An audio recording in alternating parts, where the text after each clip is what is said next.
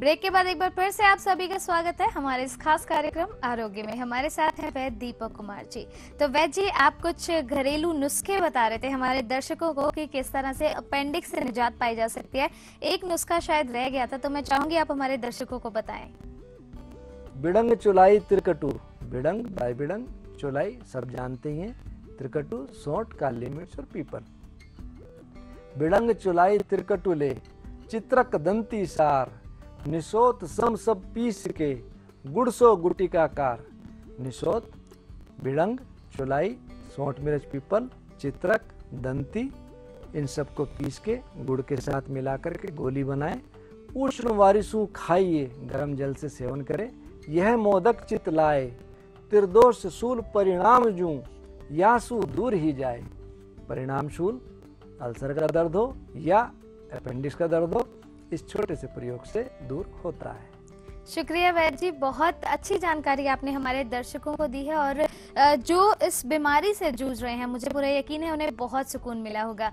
Anyways, इससे पहले कि हम और जानकारी आपसे लें, हमारे कॉलर हमारे साथ जुड़ चुके हैं, आइए उनसे बात करते हैं। हेलो जी, कौन बोल रहे हैं? मैं महेश बोल रहा हूँ गाजीपुर से। जी बताइए, क्या पूछना चाहते हैं? हमको ये पूछना था कि हमारे पेट में गड़बड़ रहती है जी। तो खाना पीना हजम नहीं होता सही से। हाँ, ये हमारे अंदर दिक्कत है। पेट में दर्द तो नहीं होता? हाँ, कभी कभी जो जैसे खाना खा लेते हैं जलन हो जाती है। अच्छा। हाँ, तो पेट भारी सा हो जाता है। हमारी जो वो है टॉयलेट सही नहीं आती जी। ये हमारे अंदर दिक्कत है। ठीक, अभी मैंने थोड़ी देर पहले आपको बताया भी था कि स्वर्णगैरिक 100 ग्राम, पीली दाल 100 ग्राम और बिरफल चूर्ण 25 ग्राम, तीनों को मिला करके आधी से 1 ग्राम दिन में 2-3 बार सेवन करें। आप भोजन के बाद काला नमक चुटकी भर, हींग चुटकी भर और 1 चम्मच छोटे वाली अजवाइन, इन तीनों को मिलाकर सेवन करें, आपकी बीमारी दूर हो जाएगी। तो अगर आप भी वैद्य जी से बातचीत करना चाहते हैं तो इन नंबर्स पर कॉल कीजिए जो लगातार आपकी टीवी स्क्रीन पर दिए जा रहे हैं। आप वैद्य जी से डायरेक्ट अपॉइंटमेंट भी ले सकते हैं। तो वैद्य जी, ये तो रही बात हमारे कॉलर्स की, लेकिन अब बात करते हैं अपेंडिक्स की। अपने टॉपिक पर वापस आते हैं। तो मैं आपसे ये जानना चाहती हूँ, अपेंडिक्स होने के बाद क्या कुछ ऐसा पॉसिबल है कि अपेंडिक्स से कुछ और बीमारियां भी जन्म ले सकें?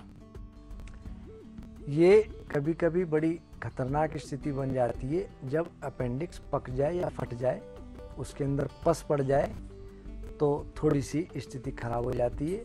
ऐसी स्थिति में ऑपरेशन ही एकमात्र इलाज है। लेकिन इससे पहले की स्थिति में हम अगर थोड़ा सा ध्यान रखें तो ये बीमारी जड़ से दूर हो सकती है। एक उपाय इसके लिए और बताता हूँ जो कभी आज तक निष्फल नहीं गया। 60 ग्राम मिश्री, 30 ग्राम गाय का घी, 25 ग्राम सौंठ का चूर्ण, 25 ग्राम बादाम की गिरी, 20 ग्राम पिस्ता और 6 ग्राम काले वाली बड़ी इलायची के दानों का चूर्ण। आप इन सबको मिला करके हलवा बनाएं, पानी डाल के हल्की आंच पे हलवा बनाएं और हलवा बना करके जब हलवा तैयार हो जाए 1 ग्राम इसमें से लेकर 250 मिलीग्राम तक, 125 से 250 मिलीग्राम तक 1 से 2 रत्ती तक इसमें यशद भस्म मिला लें और गरम गरम सेवन करें। ऊपर से मिश्री मिला हुआ दूध का सेवन करें और बाकी पूरे दिन उपवास करें।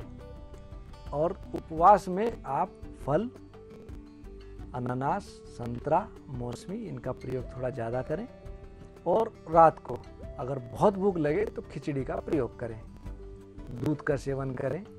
तो आप ये देखेंगे 3-4 दिन के प्रयोग से इस बीमारी से आपको निजात मिलने लगेगी। दर्द बहुत दूर होगा, लेकिन इस प्रयोग में आपको गुड़, खटाई, नमक, मिर्च मसाले और तले पदार्थ, इसका पूर्णतया परहेज करना चाहिए। करेंगे तो निश्चित रूप से आप ठीक हो जाएंगे। जी वैद्य जी, इससे पहले कि हम और जानकारी लें आपसे अपेंडिक्स के बारे में कि किस तरह से आयुर्वेद में इसका इलाज है, हम आपको बता दें कि आपके एक और पेशेंट हमारे साथ जुड़ चुके हैं जिनसे हमारी टीम ने बात की है। लोकेश कुमार जी हैं हमारे साथ, आइए देखते हैं क्या कहा उन्होंने। मेरा नाम लोकेश कुमार, गांव भगतनपुर से हूँ। मेरी रीढ़ की हड्डी में प्रॉब्लम थी, काफ़ी पेन रहता था और काफ़ी डॉक्टर से ट्रीटमेंट भी कराया। मुझे कोई उसमें का खास रिलीफ नहीं मिला।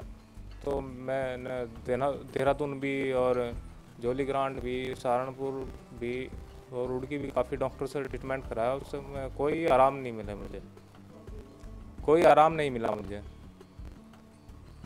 तो किसी ने मुझे बताया कि आप कनखल में डॉक्टर दीपक कुमार वैद्य जी हैं कि उनसे ट्रीटमेंट कराओ या उनके पास जाकर तुम अपना चेकअप कराओ तो काफ़ी आराम मिलेगा, तुम देखो उसे एक बार। तो उसके बाद मैं गया तो उनसे मैंने ट्रीटमेंट कराया तो मुझे काफ़ी आराम है। चल फिरने में बाइक भी नहीं चला पाता था और मैं ट्रैक्टर भी और भी काम नहीं कर पाता था, और मैं धीरे धीरे सारे काम करने लगा हूँ। घूमने भी कोई मुझे दिक्कत नहीं होती, चलने में कोई दिक्कत नहीं होती। काफ़ी मैं उनसे प्रेरित हुआ हूँ। इतना अच्छा ट्रीटमेंट जो दिया उन्होंने, मुझे कहीं से भी इतना आराम नहीं मिला। लोकेश कुमार जी हैं हमारे साथ, इनसे हमारी टीम ने बात की और अब मैं आपसे जानना चाहती हूँ क्या प्रॉब्लम थी इन्हें, किस तरह से आपने इनको ट्रीटमेंट दिया? ये ग्राम भक्तनपुर के रहने वाले हैं। ये आपका हरिद्वार से लगभग 25 किलोमीटर बैठेगा, शायद 30 किलोमीटर भी हो। सुल्तानपुर से अंदर को इन्होंने बताया था कि रास्ता है। जब ये मेरे पास आए, चलने से बुरी तरह से लाचार थे। इनको किसी ने मेरे बारे में बताया था। बहुत अच्छा विश्वास इनको आयुर्वेद के ऊपर उस समय तक नहीं था।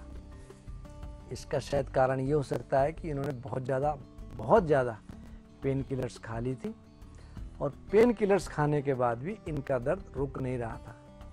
चलने फिरने से बुरी तरह लाचार हो गए थे। इनको रीढ़ की हड्डी से नस दबी हुई थी।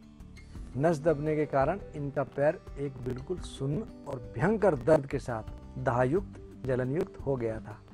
चलने फिरने से लाचार हो गए थे। इनका हमने आयुर्वेदिक चिकित्सा, इनको कारस्कर चूर्ण, भरद्वाज चिंतामणि वगैरह इनको चलाई।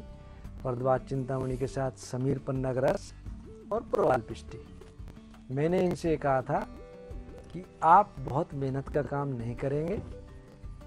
इनको वॉलीबॉल का बहुत शौक है और ये 15-20 दिन के बाद जब इनको काफ़ी आराम लगा तो इन्होंने वॉलीबॉल खेलनी शुरू कर दी।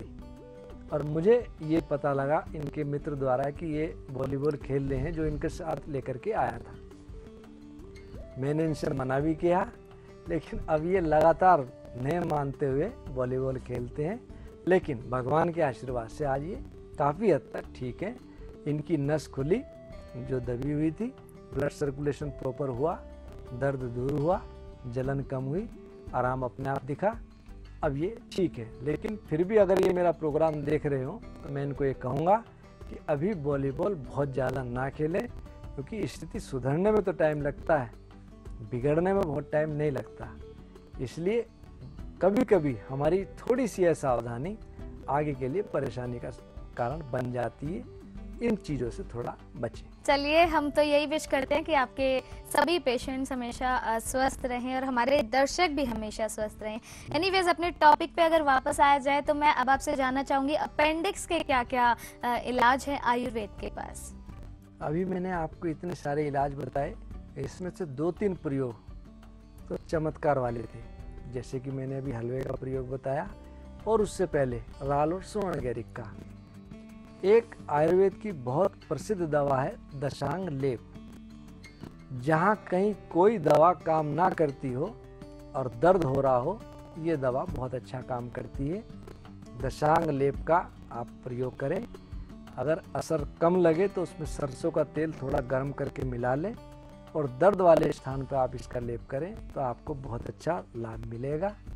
साथ ही साथ आप आयुर्वेदिक चिकित्सा यदि करना चाहते हैं तो पुनर्नवा मंडूर, आरोग्य वर्धिनी और महाशंख वटी, तीनों की एक एक गोली दिन में 2 या 3 बार सेवन करें। साथ ही साथ शूल बजनी रस, जो हर प्रकार के पेट के शूल का नाश करता है, शूल बजनी रस 1 ग्राम तक, इसमें खाने का सोडा आधी ग्राम, इसको मिला करके सेवन करें। पेट में एकदम शांति मिलेगी। अभी हमने कुछ समय पहले, अगर आपको याद हो, तो स्वमूत्र चिकित्सा का प्रयोग बताया था। इस बीमारी में भी अगर कोई दवा बहुत अच्छा काम नहीं कर रही हो तो आप स्वमूत्र चिकित्सा का प्रयोग करें।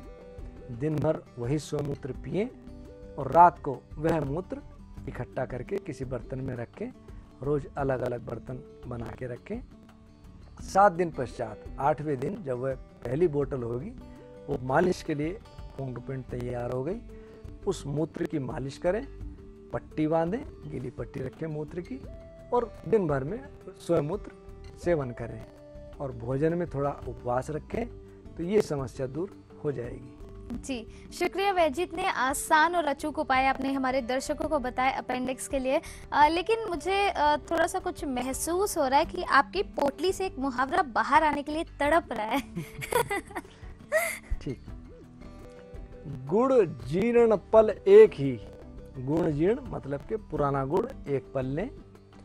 गुड़ जीर्ण पल एक ही आमल जान, उतना ही इसमें आंवला मिलाएं। हरड़ पुनी पल एक ही, उतना ही हरड़। 12 तोला मंडूर आण, यानी कि 12 तोला इसमें मंडूर मिलाएं, मंडूर भस्म। गुड़ जीर्ण पल एक ही आमल जान। हरड़ पुनी पल एक ही, 12 तोला मंडूर आण। मोदक कीजिए पीस के लड्डू बनाए, घृत शहद मिलाए। टंक दो ये खाइए, सर्व शूल गद जाए। इसके सेवन से किसी भी प्रकार का शूल पेट के अंदर हो वह दूर होता है। शुक्रिया वैद्य जी, मुझे पूरा यकीन है आपके उपाय हमारे दर्शकों के बहुत काम आएंगे। तो दर्शकों, आज हमने बताया कि इस तरह से आप अपेंडिक्स से निजात पा सकते हैं। बहुत सारे उपाय और बहुत आसान उपाय आपको बताए। इसी तरह से और भी बीमारियों के लिए हमारे वैद्य दीपक कुमार जी के पास बहुत आसान और अचूक उपाय हैं। और अगर आप ये उपाय जानना चाहते हैं तो इन नंबर्स पर कॉल जरूर करिए जो आपकी टीवी स्क्रीन पर आपको दिखाई दे रहे हैं, जो लगातार हम आपके लिए फ्लैश करते हैं टीवी स्क्रीन पर। और इसी के साथ अगर आप वैद्य जी से मिलना चाहते हैं तो वैद्य जी का पता है